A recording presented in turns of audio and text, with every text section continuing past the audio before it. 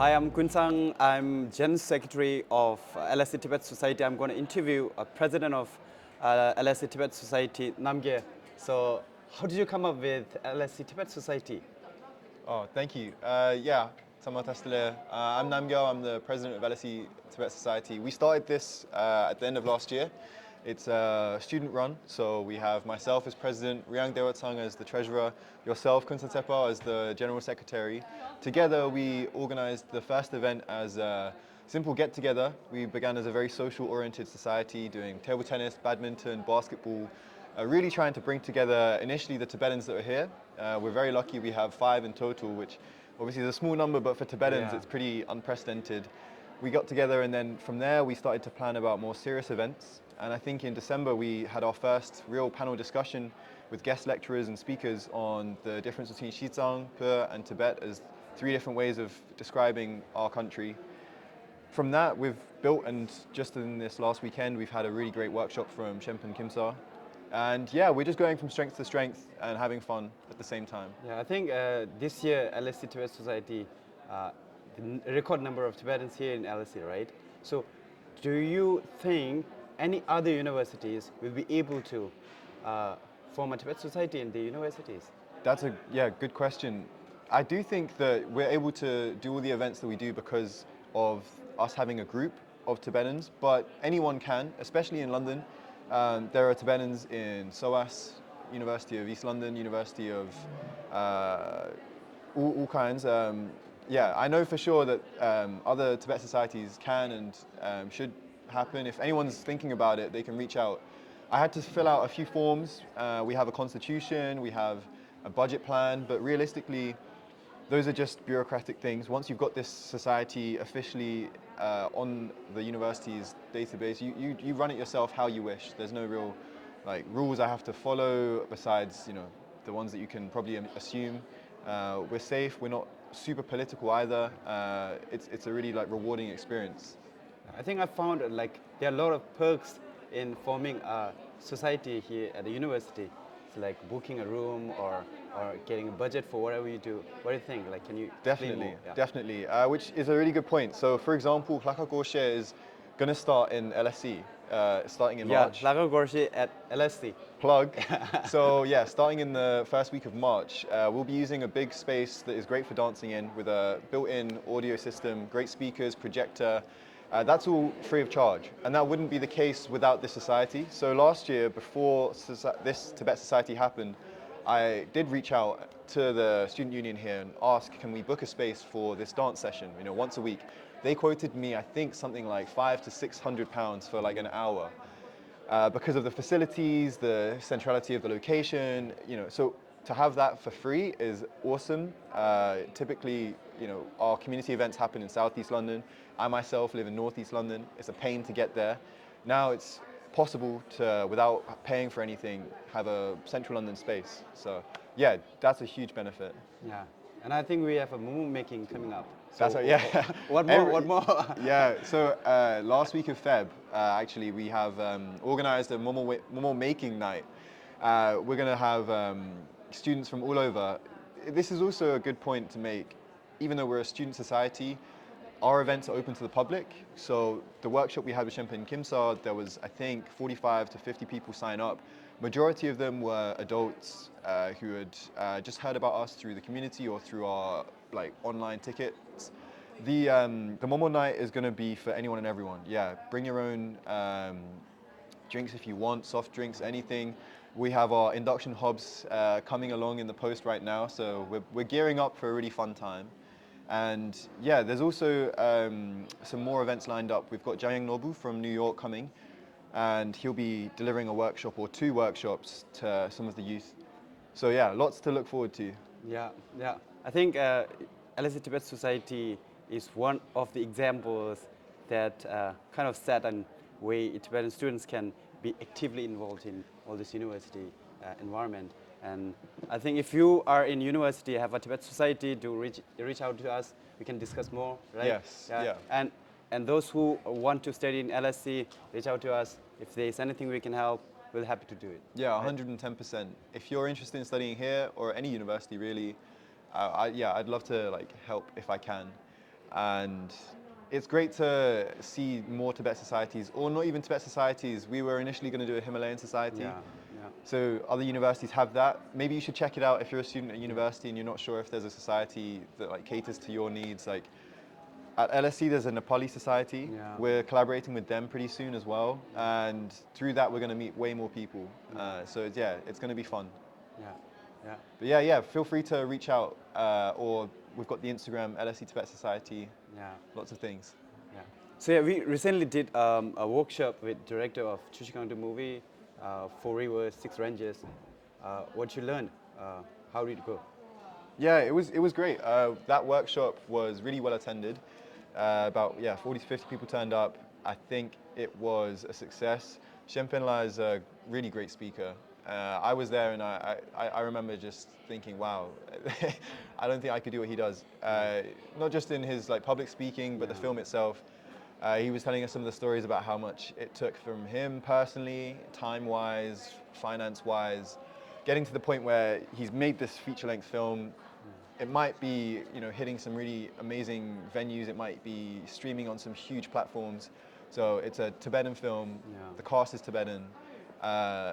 The whole premise is something that is to be celebrated and then to be considered as the new bar. Like he's coming out with his latest film, which he just happened to mention towards the end.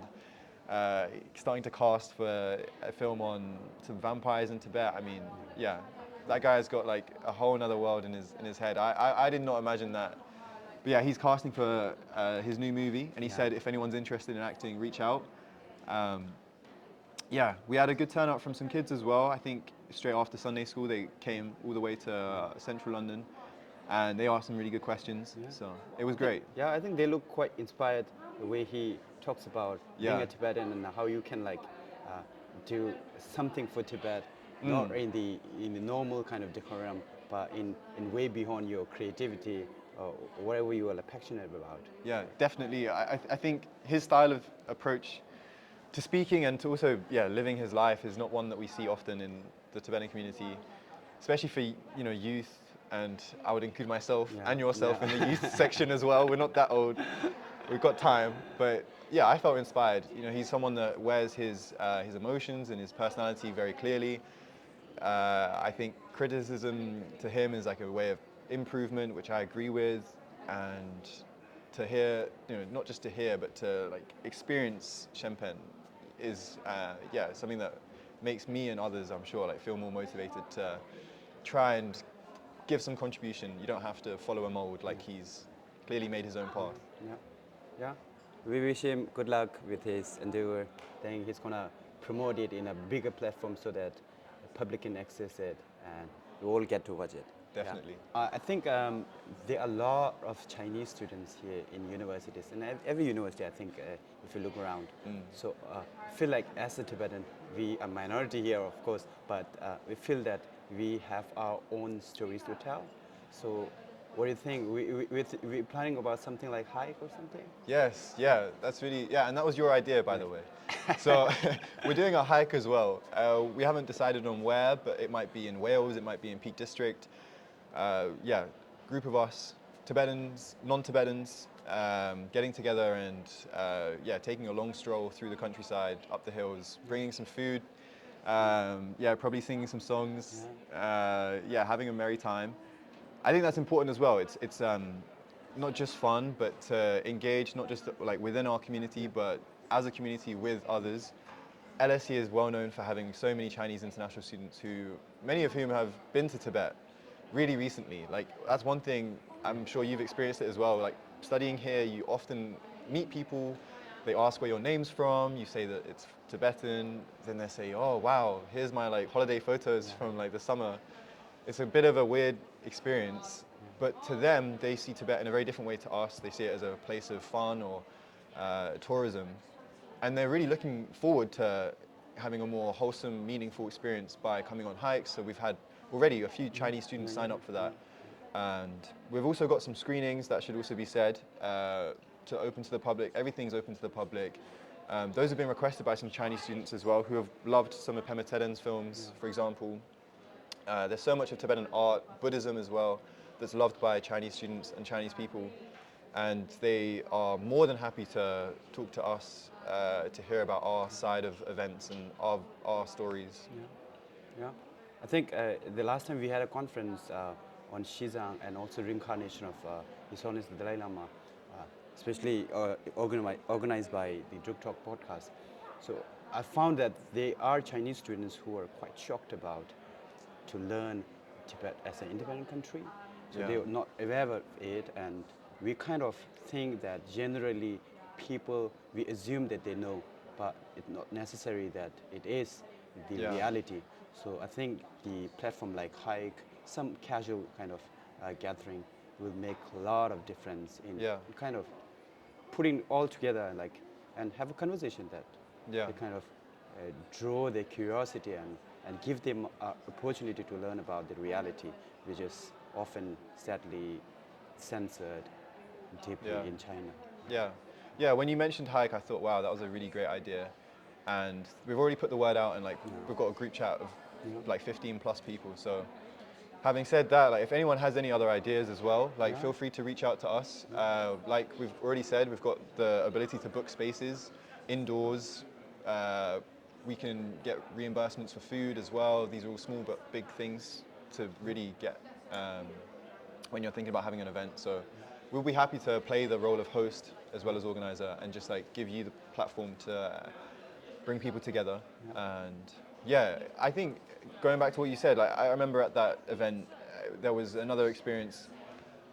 People didn't know about the Pension Lama in China being, Kidnapped. kidnapped, and then also being, the current Pension Lama being someone who was Appointed. chosen by, a pretty rigged political system. Those are all things that are even more like unaware and more, well-kept secrets. So people here can learn of those things in a nice, like, casual environment. And yeah, it's a huge difference to them once they find out such things like about Pension Lama, about Tibet. But it's under this nice environment of like where students having fun. Yeah, I see great potential in the society.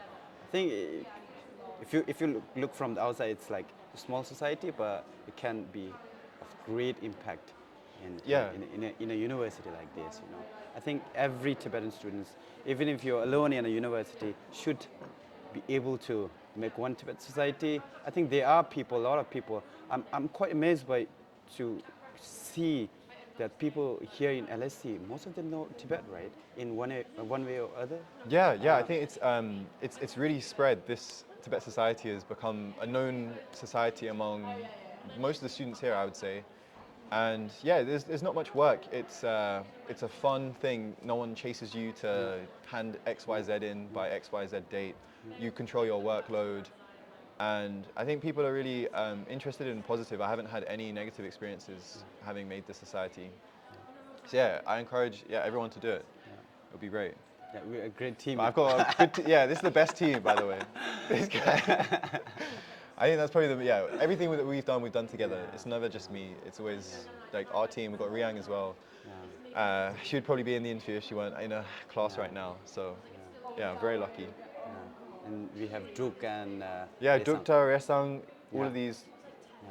we help each other, and sometimes I forget that we're doing a society. We're just like hanging out, and it's very natural. Yeah, we're a small team, but we showed up at Champions event all together. Trying to manage everything. I think it's not easy to have a small team, but we get things done. Yeah. One way or another. Thanks, Sam. Thank you.